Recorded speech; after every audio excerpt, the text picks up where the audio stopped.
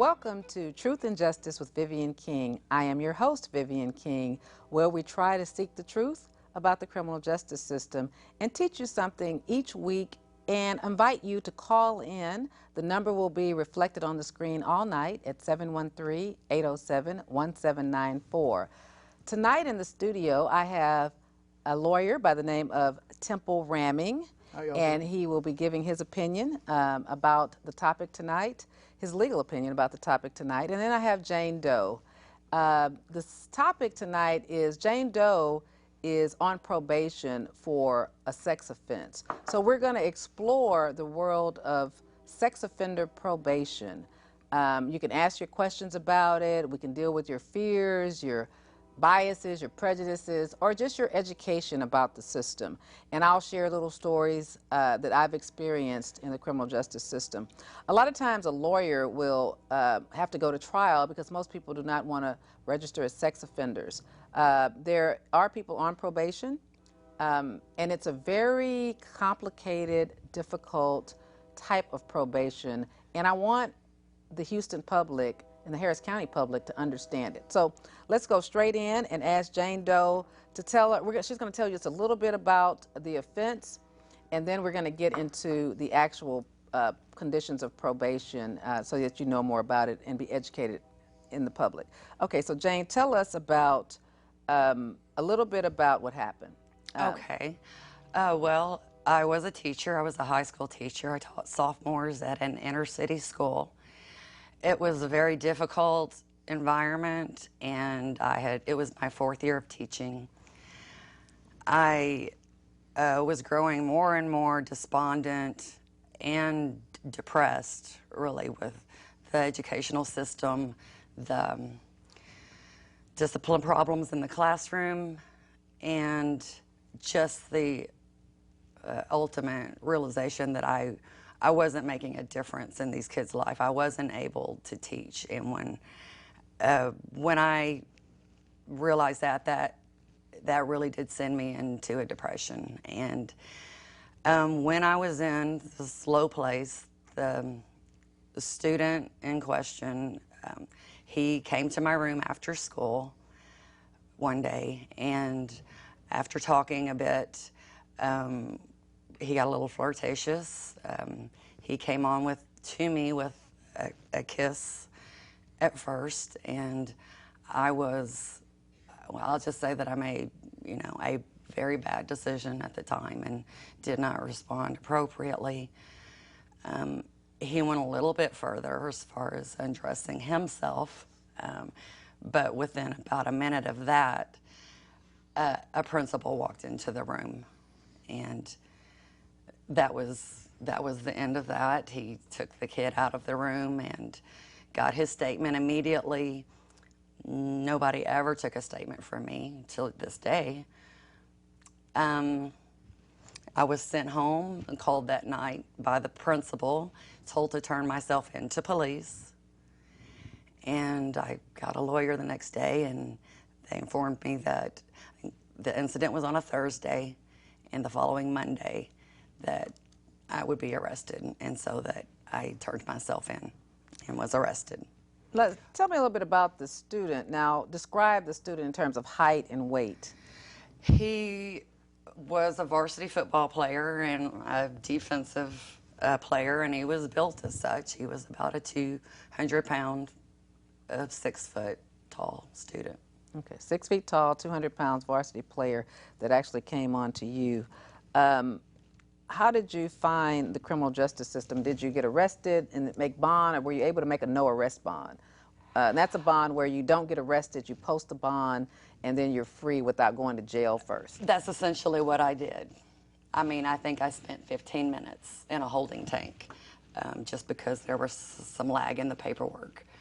Okay. But yeah, that's what I did. And did you have a difficult time selecting a lawyer? I did. As a matter of fact, I didn't go to trial with the same lawyers I started with.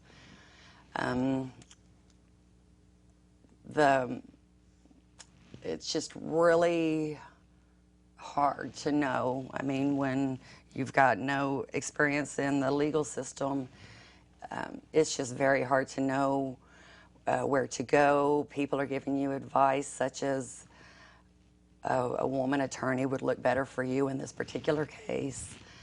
And that is why I dropped the male lawyers that I had to begin with and ended up switching. But it didn't turn out to be a good decision for me either.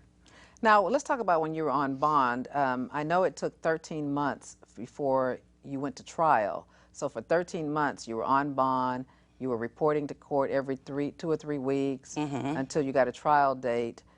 Tell us about that experience.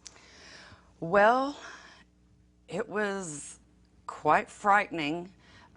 After the arrest, they give you a first court date, and I showed up at the first court date, and that's when the prosecutor basically told my attorney what was being offered, and that was 5 years prison as far as a deal if I didn't want to go to trial. And she told my lawyer that she would never make an offer that did not include prison time.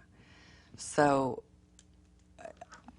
I felt, pretty compelled to go to trial from the beginning, knowing that. And my life was just in limbo for 13 months. Going back to court every month, just for more, I don't know, whatever the procedures are, that I didn't even know why I was going, to tell you the truth. It just seemed to me to just be like checking in and saying, see, I haven't run off, I'm still in town. But I had to do it every month. Let me ask you this. Let me stop you. So the first offer on your first court date was 5 years TDC, going to Texas Department of Corrections, and being a registered sex offender for the rest of your life. That's right. Let's add that part. Because you were charged with sexual assault of a child under the age of 16 or 17, was it? Was it statutory rape? Was it under our statutory rape laws or what? No, it was never called statutory rape. The boy was 16, but the charge was simply sexual assault of a child. And that one, I think they call it that now, no matter what the age. They do, and it's the child is defined as someone between the ages of 14 and 17, basically. But sexual assault means actual contact with the genitals of the child. Either the female genitals and the male genitals have actually touched and been consummated. You chose to go to trial because that hadn't really happened. Right. And so you weren't guilty of sexual assault of a child. Because no matter what I had done, the wording of sexual assault did not apply to me. And because you said that the boys had pulled his pants down, but whether something was going to happen or not, he was young and acted hastily, but someone did walk in, so nothing sexual. There was no sexual contact. Right. And that was the reason why you were pled not guilty and went to trial. Is that correct? That's correct. And so let's talk about still that period that you're going to probation. I mean, not probation, but to court every month. So you plead not guilty at the beginning. You are offered 5 years TDC and a registered sex offender for life, which doesn't fit the facts that happened. Yes. So you want a trial. It must have been very frustrating to have to go to court every month knowing that you wanted a trial at the very beginning, right? Yeah, and there seemed to be no reason that my trial couldn't have been much sooner, but that's just the way that it played out. So 13 months later, you go to trial, and it ends in a hung jury. Is that correct? That's correct. So it was 8 for not guilty, 4 for guilty. Correct. And you paid a lot of money for a trial. I'm sure it broke you and your parents. What was the expectation after this hung jury? Did you think that the DA should have dismissed the charges since the majority thought you were not guilty? Well, it was whether I thought they should be dismissed never really came into play because the information was really delivered all at once, and that's that the jury is hung. What the judge said to me was, if you want to declare your lawyer has asked for a mistrial. If you want to have a mistrial on the basis that your second trial will start again on Monday, please, that's what we'll do. And I really didn't get to answer because my lawyer and the judge got into a big argument after that, and then we called it a day. The following day, the plea was offered to me as a way to cap off the mistrial, or in lieu of a mistrial. Could you afford to pay for a second trial? No. Because a lot of times what people don't understand is you go to trial, you pay a trial fee, but to the lawyer for their time and energy, because when a lawyer is in trial for a week or 2 weeks, they're not at their office, they can't have new business, they can't talk to anybody, because when you're in trial, and I'm a trial lawyer, I've had more than 100 trials, you're working until sometime I go to bed at midnight, wake up at 4 in the morning, because it's one lawyer usually, maybe a second assisting for free, and you're going against the whole district attorney's office. So they're going to have 2 or 3 lawyers, an investigator. So you have to stay up all night to try to figure out what they're going to do the next day. Exactly. And to try to beat them. So not a fair ball game in the courtroom. It's not fair at all. And so, but what you don't, a lot of times lawyers don't talk about, and it's in the contract, is if you have a hung jury, which is and then a mistrial is declared, you have to pay for that trial fee again. So say hypothetically she paid $30,000, then she's going to have to pay. I mean, a lawyer might give you a discount because they know the case, but a retrial is actually harder than the first trial because we have to get the transcript typed up, because in this case, the 16-year-old boy, who was probably 17 at the time, testifies. You can't let him change his story. So he's told the story the first time under oath, and so you have to get a transcript typed up so that you can, if he changes his story, because a lot of times the prosecution is then going to want to beef the story up, because we lost last time basically 8-4, so we've got to figure out what we did wrong, so we got to try a different strategy. But the complainant, who is a young man in this case, he has to be locked into his story. He can't change his story, so you have to have a typed transcript of it so he can be impeached or cross-examined by his prior statement. And so her trial really couldn't have been the next Monday, but she would have had to pay. And for a lawyer, then you have to memorize the script of every state's witness so that they can't say something different next time. And you catch them, and you got to go cite to the exact page number, the exact quote, and I've done that. And it can be compelling, but it takes a lot of work to do that. And I tell you, after 13 months, the prospect of going through another trial seemed almost impossible. It just seemed like something that I couldn't go through again.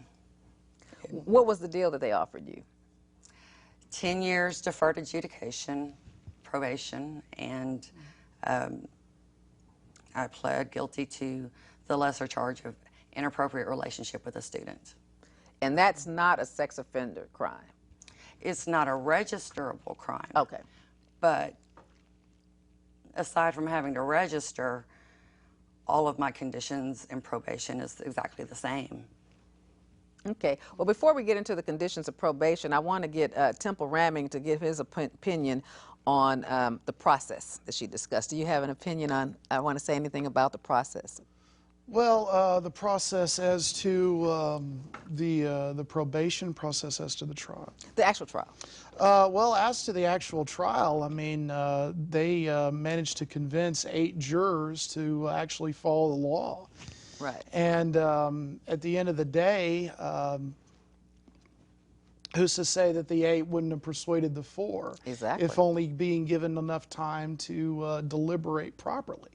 And it sounds to me like the judge was in such a rush, at least in this case. I mean, correct me if I'm wrong, that she was attempting to push you into taking something that maybe you wouldn't have been forced to do had they waited an extra 2 or 3 days. I think so, yes. The jury was tired of being there. It had been a 2-week trial, and they had been stuck on the same numbers for 3 days. And they told the judge that from the beginning. And so they were tired of deliberating. And it's scary for me to know that a jury is deadlocked, and yet they're still being told to work. It's as though the judge is telling people to change their mind or to go against their true feelings. And so that's scary to know that sometimes people just want out of there. Yeah. And so you don't know what, a jury can do. And through a huge oversight of my attorney, my jury foreman happened to be, she was a lawyer. She had gone up against my lawyer in a previous case. Oh, wow. Oh. In a family court case. Oh. And my lawyer didn't remember the case. She identified herself during jury selection. She said, yes, I know her. I went up against her in family court.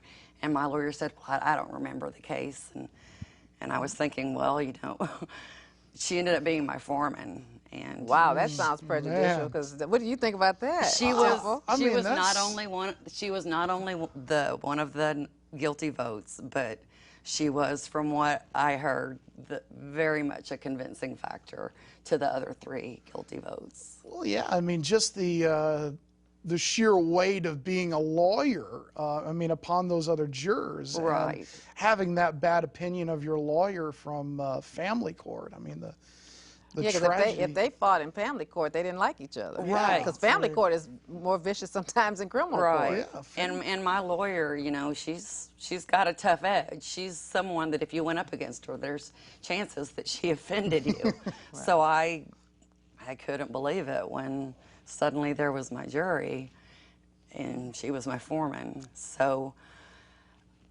I think that kept the voting from going all the way to acquitting me. Wow, that's a big deal. So you're on so once you get the probation for inappropriate conduct or relationship with a student, tell me what some of the conditions are for that type of probation. Well, it's exactly like regular probation plus all these extra conditions that generally are centered around keeping me away from children. And where I live, can't live within 1,000 feet of a school, a playground, or anywhere where kids commonly gather. Now that's the wording in our conditions, and that can be a bit ambiguous. And that could be a Best Buy. Right. I got in trouble at treatment the other day because I walked in with a McDonald's cup. Ooh. Even though the McDonald's I had been to didn't have a playground. Still a big clown. But in order to keep those things programmed in your mind, I can't go to McDonald's, you have to constantly remind yourself of who they say you are and why you can't go to a McDonald's. And it wreaks havoc on your own feelings about yourself when you know that these rules have absolutely nothing to do with you whatsoever. So aside from that, sex offenders on probation cannot access the internet. Sometimes they will allow it for a job search, sometimes not. Usually if you get a job that requires the internet, they'll let you use the internet. But their thinking there is that no matter what type of sex crime you committed, that you're prone to committing all the sex crimes, and to use the internet to troll for minors or whatever that's called, solicitation of minors on the internet. That's the assumption, and it's such a ridiculous assumption that they lump us all into the same category as, I live with the same conditions as, a guy who has kidnapped and raped a 5-year-old. Right. There's no distinguishing factors between the treatment for males and females. And it's totally different because let's talk about the internet when it's prohibited. What we talked about off air was the fact that most banking is done online, shopping is done online, learning is done online, because everybody gets to have a phone, and if you bring up a topic, we can Google it. Yes. But yet you can't do that. You can't have a phone with the internet. Right. And that's a big deal. I mean, the internet probably, for me, without having children, the internet is probably the biggest practical restriction I have. Psychologically, the child safety zones are where I need to avoid, and I can't see my new nephews and nieces that are in the family. That's crazy. That's crazy. What do you think about that? Well, I mean, you know, I think that, you know, it's a lot easier to avoid a playground than it is to avoid checking email. And, Exactly. I mean, in the post, I guess you would call it the post Chris Hansen To Catch a Predator world, you know, everybody seems to be so paranoid these days about child solicitation on the internet and, you know, child pornography. You know, just as an example, I mean, it's, I mean, honestly, I think the whole thing is out of control because it's, like she said, it's looping everybody into that same category so that now people who are, you know, ostensibly in a passive situation are now taken as predators who go out hunting. Right. And, you know, it's just a, And they have a motto, no matter what insane law they pass, they say it's for the safety of the children. And that's all they seem to have to say for them to convey, you know, be afraid. And, you know, it really makes no sense. You can't just add that to any sentence and make it make sense. Isn't that kind of like, you know, sort of almost an Orwellian concept of the Ministry of Love being in charge of torture, the Ministry of Peace keeping everyone perpetually at war? Exactly. You know, it's all good as long as we can put a happy little label on it. We can do anything we want through screwing with the linguistic conceptions that are brought up in the mind. I agree with it. One of the things that's troubling for me is obviously she was going through a period of deep pressure, depression, a young teacher that doesn't know how to deal with the pressures of inner city life, the discipline of unruly children, and I had no administrative support. They were sending me to a workshop. I really thought my job was in jeopardy. My tax scores were, for, you know, various reasons, they became almost the most important tax scores of the whole school because of the subject and grade I taught. They're the ones that counted towards the state's rating. And I was just under so much pressure that, I mean, essentially I just was having a nervous breakdown the entire time. I really don't know how I made it through one day to the next. so I then stayed in survival mode every day. so you're in survival mode, and then you have a 6-foot student that's 200 pounds that comes on to you, and you're in a vulnerable spot. Now, I'm not excusing it, and you don't excuse it I certainly either. don't excuse it. It's the biggest mistake I've ever made in my life. Yeah, we're not excusing it, but what I have a problem with learning about the sex offender probation is that it's not tailored to the type of offense that she went under, because if she's been in treatment counseling monthly for 2 or 3 years, then what's disturbing is that it doesn't change. You said that, tell us about the counseling. You said it doesn't change, and they keep trying to tell you, you're a sex offender, you're a sex offender, admit I'm a sex offender. When in any counseling, and I shared off air that I had a traumatic childhood, so I've been in counseling in different stages of my life, starting as a teenager, because I watched my mother die, and I had a violent father. And I lived with different relatives and things like that weren't, it was very, very difficult for me. And so I always suffer from abandonment and post-traumatic stress disorder and different issues that have come up. But I was sharing off air that if you have problems at 14, when I started my problems, and then if I have counseling at 40, it's different. Because although the root of the problem might be the same, I'm at a different level of maturity. So the counselor matters. What were you going to say? I mean, isn't the point of counseling the idea that you are trying to create and establish an identity for yourself? Yes. and that you are trying to root out any problems that you may have, and, you know, in a way, embrace those as part of your greater self and rise above them by so doing. Right. And it seems to me that whenever the counselor's objective is not to help you rise up through your problems, but rather point out your problems as a flaw, as a fundamental flaw about you. Yes. And say that you are a dirty, rotten sex offender, and you have nothing to contribute to society. You are essentially as worthless as someone who, say, kidnaps and rapes a young child. And it's absolutely not the case. Yes. Because obviously, as she's described to us, I'm not a professional counselor, although I've had, like I said, emotional difficulties that were out of my control. I understand the pressure that all people aren't the same, all environments aren't the same, and I can sympathize with the person who is teaching in an inner city school. The discipline's out of control. You can't teach when there's no discipline, okay? And you can't spank children. You can't, well, especially when you didn't in high school, because they'll bring guns and shoot you.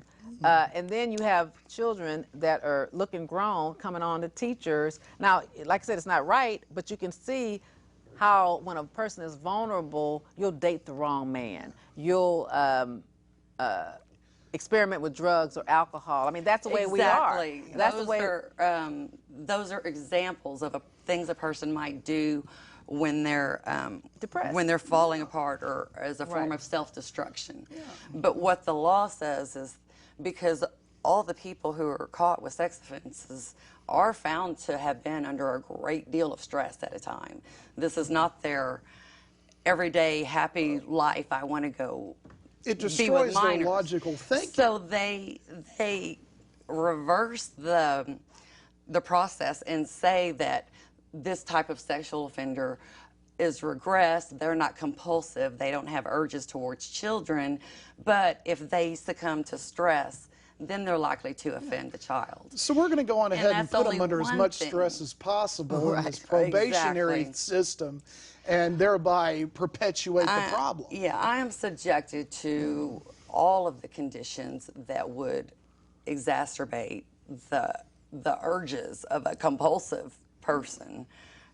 Because they're keeping you under while the stress. I'm in treatment, because Right, the because stress, they won't let you grow. the They won't say that. powerlessness. Right, the powerlessness, the oppression, and never allowing you to improve and say, okay, well, I did this one isolated thing, but that's not who I am. And 2 years later, after exploring my depression, I can see back how vulnerable I was. But now counseling has to empower you with a solution so that you can be a better person today and learn to deal with your triggers. So if you ever got in a situation where a 6 foot, 200-pound 16-year-old kissed you, you could be strong enough and confident enough to say, hey, get away from me, don't deal with me like this. Right. You know, because you didn't have that kind of power over your classroom. You didn't have that kind of confidence of the administration. And not to make it an excuse, because like you said, and I agree, it was inappropriate, but it's not who you are. And this sex offender counseling, the way you've described it, is defining who you are. And telling you that you're no better than that, and that's who you are, and we got to keep you there, and it's keeping the label there. For as long as probation lasts. 10 and years. For me, that's 10 years, and that's 10 years every week. I have to keep accounting for the biggest mistake I ever made. And so I don't see how that's helpful to allow me to put it behind me. And the thing is, they don't want us to put it behind us. They don't want us to think of this as something that we did, that we can put it behind us. They want us to think that this is who we are. Yeah. Well, what do you think that the societal double standard has to do with your particular case? Because you see a lot more of these cases on the news where a female teacher is molesting a young student, a young male student, and for a lot of what I've seen of pop culture society, it's Van Halen's song. It's, you know, I got it made, got it made, got it made, I'm hot the teacher. And it's sort of it's a notch on your belt in the macho culture that, yeah, you know, I went into Miss Doe's room and, you know, look what I did. And for the teacher, it's an object to be guarded against.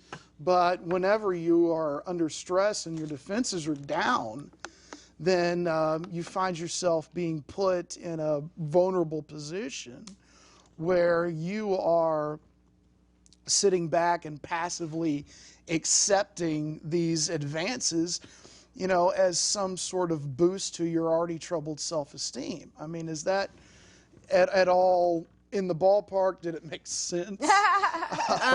Well, as far as the self-esteem, yes. Obviously my self-esteem was very low at the time, and has been throughout most of my life.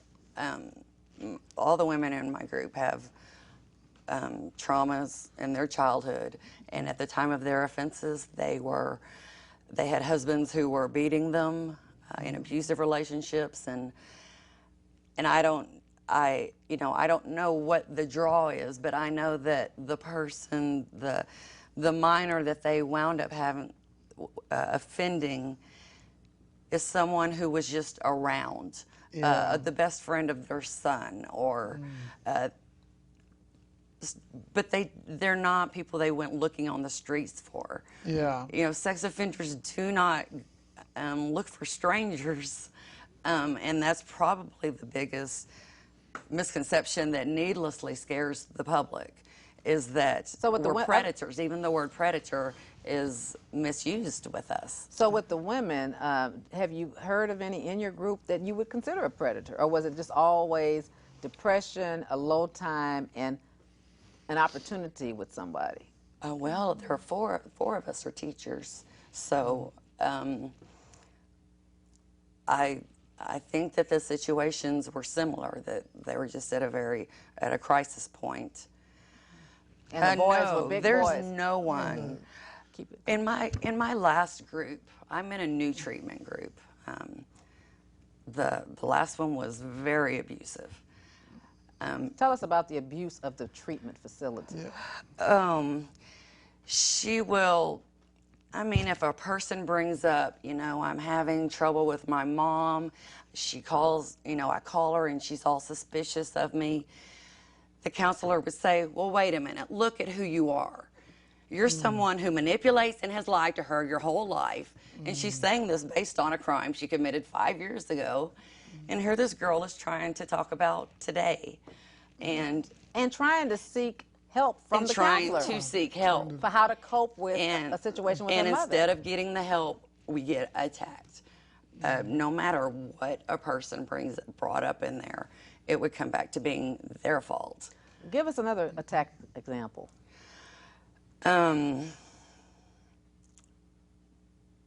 Well, this wasn't an attack, but this is an example of how everything has to be made to be our fault. One time, one of the girls, between sessions, her 3 dogs had been shot right in front of her by her neighbor. So that's not something that you can be cruel towards, obviously. So we let her share her story, and the counselor was being as, compassionate as a normal person could be under those circumstances. But then she even managed to slip in. The girl said, the woman said, thank goodness my girls were at church and they didn't see it. I'm usually with them, but I wasn't for whatever reason. And the counselor said something like, oh, there you go then. God was punishing you. That's why it happened. Wow. And it was just like a backhanded way of still saying everything that happens to us is our fault. Oh my God, how will this counseling ever help you mend your broken hearts? Because y'all are broken people who are just being stepped on. And that's one of the reasons why I think I've shared with both of you. I ran for judge before and I've run again, because I find that a lot of the probation programs do not work. They're antiquated programs. If you're going to have a counselor, I would want a counselor that's going to work with your problems, the whole person. They're careful not to call it counseling. They call it treatment. And they even say in the guidelines that our well-being is not the #1 priority. Okay. The safety of the community is. Oh, But so true. they're Now, making how the they can't community connect the two, safer. I don't know, but Yeah. that is what they say. Well, that just makes it okay then. So clearly, their techniques are detrimental to our improvement Well, your improvement and also the safety of the community. and the safety of the community, yes. And, you know, I mean, it's, I think one of the more ironic things, and I don't know if Ms. King will agree with me or not, but one of the ironic things about probation is that it seems to be, you know, ostensibly it's supposed to be this way of trying to help you not to reoffend and trying to, you know, give you classes, send you to meetings, you know, allow you to pay back your debt to society in a productive way rather than rotting away in a jail cell somewhere. And they take this concept and they turn it on its head and they turn it into a form of punishment for you. And it's as though they're... Hold on, we have a call. Let's Okay. let's see. Caller, you're on. Thank you for calling in. Yes, I just want to make a comment and observing. I've been watching it since it's been coming on, and it seemed like y'all having a lot of compassion for the young lady. If she was caught in the room with a young male with his pants down, she was supposed to get prosecuted to the full extent of the law. Right. Now, if it was a male, I was prosecuted to the full No, extent. no, and yeah, you might. We're talking about it just in a way of. I'm not going to beat her up in here. One of the things I no, keep it's saying. not, and I don't want to. I'm not trying to beat her up either. I'm not trying to come down on her. But I mean, some people need that. If you want to call it beat her up. We can't have. If it was a male, they'll be beating him up. Probably wouldn't be on the show. If he had a young lady in his teacher in his classroom with her pants down, and somebody walked in there, the case was closed, over and done. Right. I Should do. apply to her. Right. When it seems like if it's a male, y'all keep talking about his weight. What that got to do? That ain't got nothing to do with it. If he weighed 90 pounds and he was 4'3", it doesn't matter if he played football. It doesn't matter.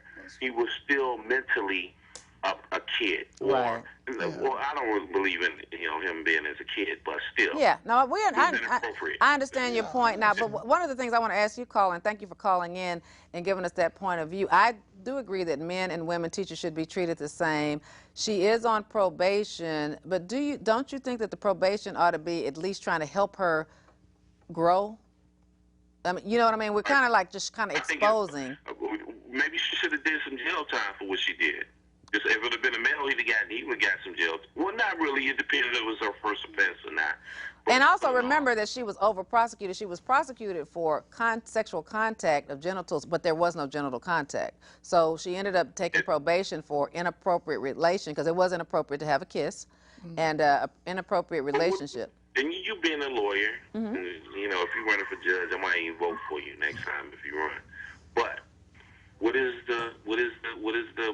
would be the charge for that particular? The appropriate charge should have been originally inappropriate relationship with from a student and a teacher, because it was an inappropriate relationship. It wasn't sexual contact. See, that was the problem. It wasn't actually sexual contact, and that has to be the genitals touching. Okay, so that never happened. So you're not supposed to, even though.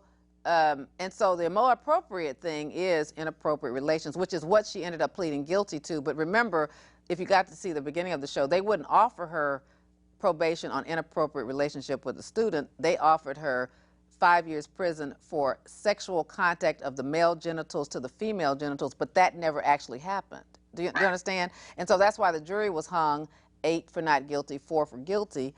The process still has to work fairly, but she pled guilty to when they finally had a hung jury. Her age? How old is she? She's an adult. She's a teacher, so she's an adult.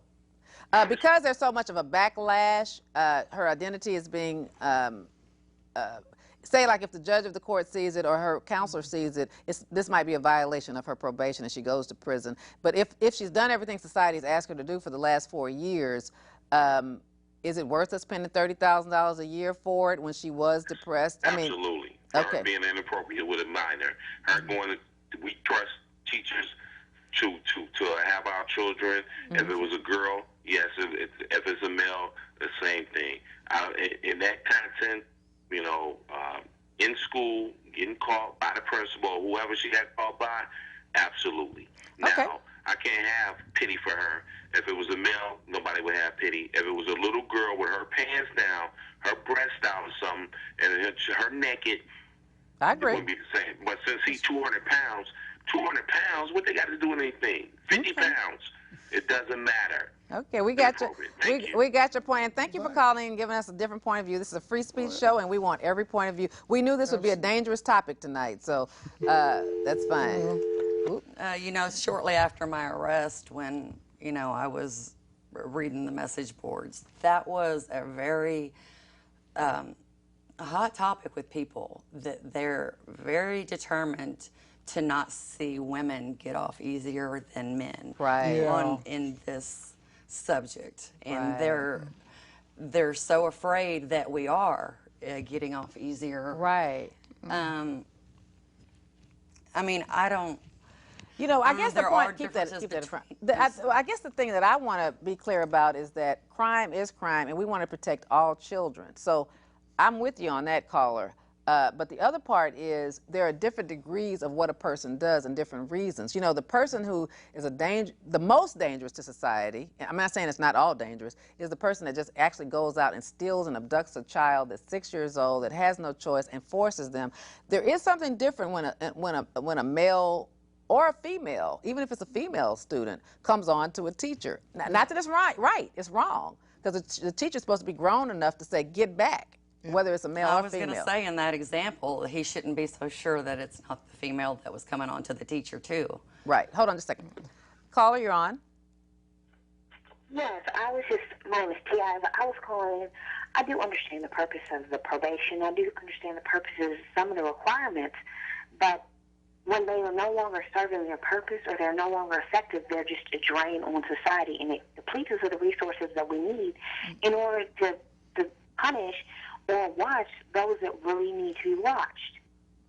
No, I agree with you, caller, because I guess what we're trying to say is that do we just do things out of habit in society, or should it make sense? If we're going to spend the money, require her to spend the money, and we're going to spend the money for counseling, should it be meaningful counseling? Shouldn't she be able to say whatever she wants to say and not be forced to say something that a counselor says she has to say to report back to a judge and a system? Because she might not be getting, if you can go for 4 years and not get help, if you can't be honest, if you can't talk about what's really going on with you so that you can be trusted. Because just think, even like the caller said, I understand his anger because a male teacher might go to jail, but there are a lot of men on probation, okay, for sex offenses. It just there teaches are you a lot to of be a men. better liar. It just, it teaches you to be a better liar. We don't want that. We want people who, if you're going to be on probation, get something out of it. If you're going to be in counseling, get something out of it. Because even if she went to jail for 10 years, when she gets out, what is she going to be, just thrown into society with no,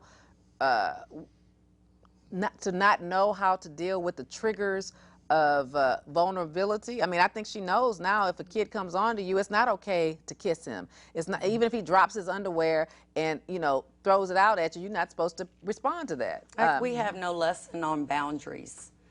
And she thinks she needs that. When everybody who is a sex offender, that's one of their primary problems is that they have boundary issues. Right, they let people cross boundaries. But we don't have such lessons in these classes. They're just all sex offender oriented. Right. I think that I think by just following the status quo, this is what you do, this is what you're supposed to say, it does no more than send someone to prison for just not long enough. They get out and they're unequipped to deal with the problem. If you're going to have a treatment, the treatment has to be geared to the person and towards to actually addressing the issue. That means if you have a problem, you should be able to go into the depths of your problem so you can fix it. It does nothing to put someone on probation and not allow them to address what the underlying issue is. All it is You allow them to be out for this little bit of time. They didn't learn much. So when they're put in the same position, if they haven't learned and they haven't been able to address the underlying issues, they will find themselves in the position where they're doing the same thing. It's the same thing for when you send a sex offender off to prison, no treatment, nothing, and when they get out and reoffend, you wonder what the problem was. You didn't hit the underlying issue, so you were stuck with what you got. I agree with you, caller. Thank you for calling in. So, what do you want to say about that? Well, she makes very good points. Right. How do we get over that? Not to mention that everything that we say in treatment is reported to our probation officer.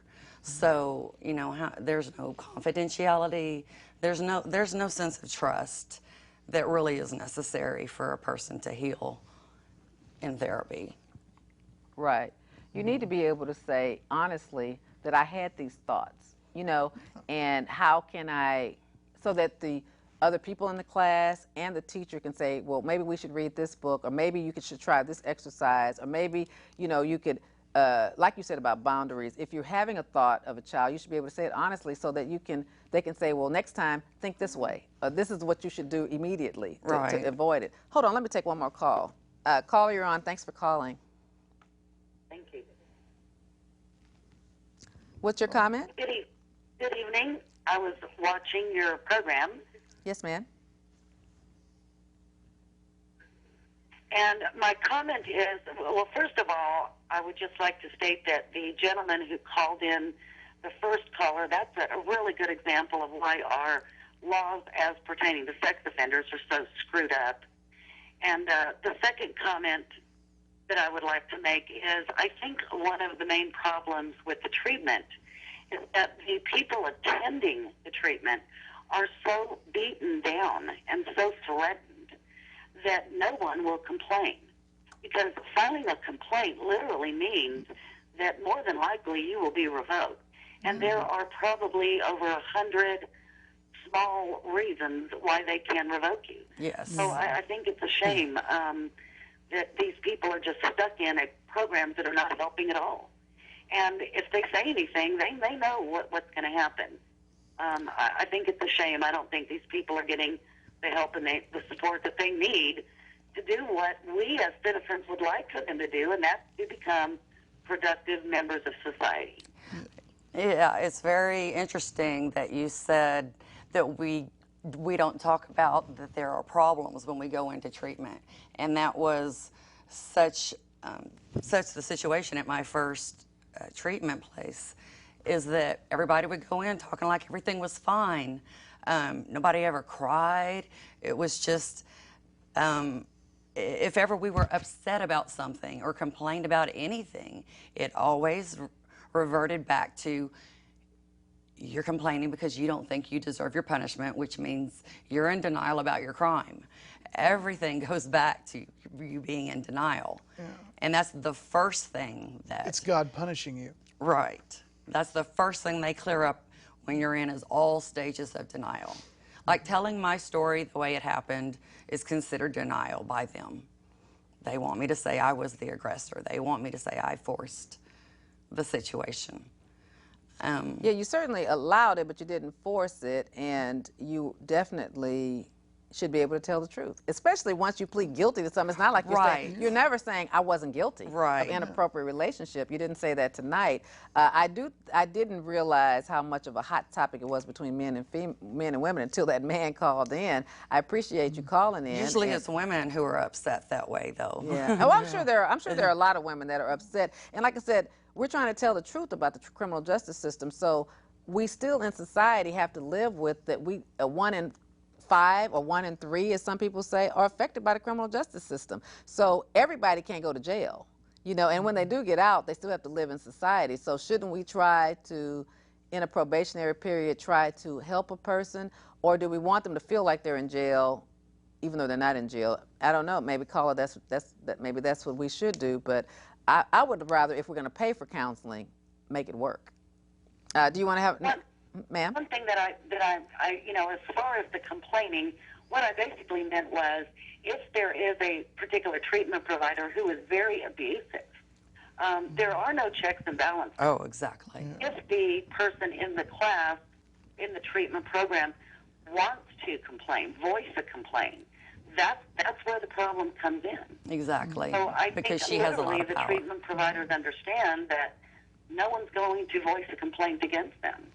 Right. So, there are no checks and balances. There's nobody checking into what's really going on. They operate with full autonomy, with permission from probation. That's true. And just think about this. All of us have checks and balances in our jobs, okay? So now this is a job where there's a contract with the county, and they can basically not prepare, not do their homework, because counselors are supposed to continuously be doing research, finding out new techniques, and this is a job where they can just go and get a check, just say like it's $100,000 a year to run these programs, and they don't have to do anything because the people are bad and they're awful and there's no help for them. And I represent 10 years worth of guaranteed income. Yeah, them. she's 10 years worth of guaranteed income. Is that right? Is that what we really want to spend our taxpaying dollars for? I think Jane should be on probation for what she's on probation for 10 years, but I want the experience to empower her to not reoffend, not to just feel broken and not have the resources or the skills, because you got to learn skills in these in counseling. I mean, I've already coping lost skills.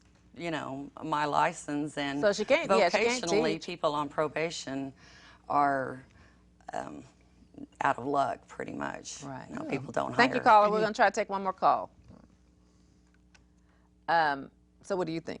What's your thoughts? Well, I mean, I was just going to say that, in the event that you can get a job on probation, you have to take the other provision into consideration that you can't work anywhere where children might gather. Exactly. I actually did have to turn down a job that they were okay with my probation.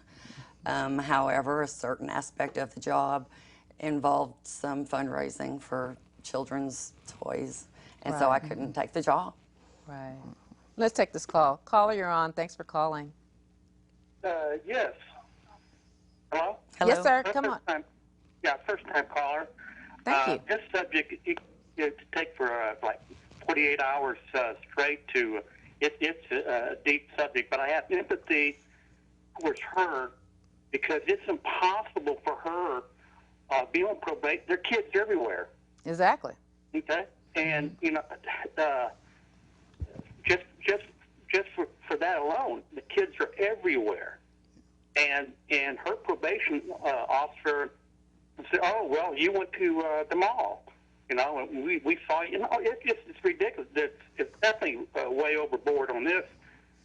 So I have become somewhat of a hermit. She has. Been a insidious process. Yeah, and I met This is her her a few years everyday ago. garb. Yeah, I met her a few years ago, and she's had different jobs. She's really tried and struggled through the process. I just met her just as a lawyer in the courthouse, not representing her, and I've always had sympathy for her story because all sexual crimes aren't the same. And so I guess what we want to expose or just start a conversation about is the cookie cutter solution when every sex crime is different. Don't you think, caller?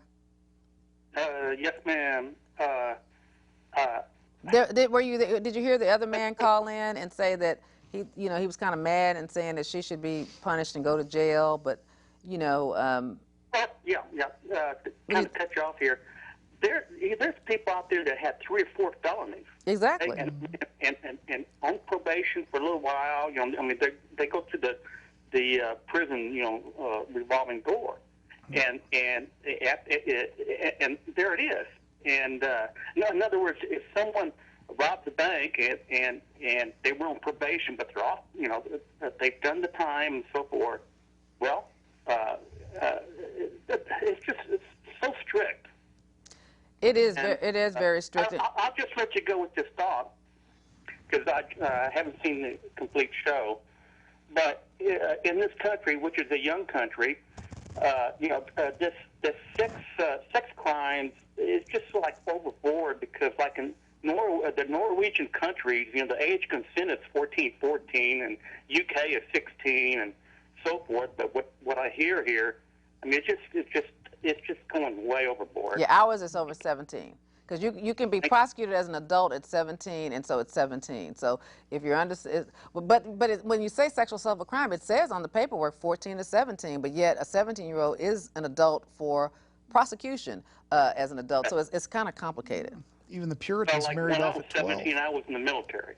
That's what I'm saying. Yeah, I know it. So it is a difference between a 5-year-old being sexually assaulted and a 16-year-old. It's Well, a difference. It's a difference between a pedophile and not. Right. Yeah. I mean, if a boy comes up to me, I've never thought about a kid before, and I'm not saying I would ever do anything, but I mean, you can envision yourself with someone that comes on to you and kisses you, something happening that you didn't anticipate, when it's different than, you grooming a kid and, bringing them candy every day and trying to get them in a compromising position, knowing that their bodies won't, you're going to have to force a body to do something where, there is a difference. And so I'm not saying she shouldn't be convicted and on probation for inappropriate relationship with a student, because she's on that. If they'd have charged her with that in the first place, it would have been different. But my only comment is just what the courts, it's just impossible because, like I mentioned earlier, the kids are everywhere. That's true. And so she has to live. And it's unfortunate. It's almost like when she finishes her probation, then she needs to get into some meaningful counseling, because this counseling is not meaningful. So you're going to go through 10 years of counseling to get over the probation. To get over the counseling, to get over the counseling. Does that make sense? Oh, I've heard a lot of that. People having to go to individual therapists. Even after 10 years, if the woman, if we're still on the planet, and if she completes it, it's still on her record. Oh, yeah, it's going to be on her record. She can never teach, and she can never be around kids, and people are going to treat her a certain way. Caller, I certainly appreciate you being a first-time watcher, and hopefully you'll watch the show next Wednesday from 6:30 to 7:30. We have 2 minutes. We're going to wrap it up. Thank you so much for your call. All right, thanks. Bye. So we have 2 minutes, so we're going to let everybody make a last-minute comment. So we'll start with you, Jane Doe. What do you want to say? And then I'll take it to you. Just that I want the public to know that they don't need to be afraid and paranoid that there are molesters around every corner waiting to take their children. Those are the rarest of cases. Those are the cases that you see them on the news. That's why they make the news. They're so rare. Stranger abductions are not the typical sex offender, and we definitely need discrimination in the system between different types of sex offenses. Okay. All right. And so what's your final comment? Well, one of the ways that I want to commend you, Jane, is that you had the courage to go to trial on your case because you knew that it wasn't right. And I want to encourage all of our viewers and everybody that to know that the burden is always on the government to prove that you committed the crime charged. And even if you didn't act exactly right, which I don't think you would dispute, it doesn't mean that you're guilty of what you are charged with. And so I wanted to commend you for your strength and courage to actually put the government to their proof, because without that, you wouldn't have gotten the deal that you got. And I have to wrap this up now. Thank you so much for watching Truth and Justice with Vivian King. Thank you, Jane Doe, for sharing your story. That took a lot of courage. Thank you for having me. And I know it's a controversial story. We're going to have controversial things every week, because the criminal courthouse is controversial. And thank you, Temple, for agreeing to sit here tonight and be a guest and to join the conversation. This is our community. We all care about it. We want people who are violent to be locked up. We want people to be rehabilitated. And we also want the educational experience of understanding what's happening in our criminal justice system. Thank you so much for listening and watching. And I look forward to bringing you another exciting show next week. Thank you.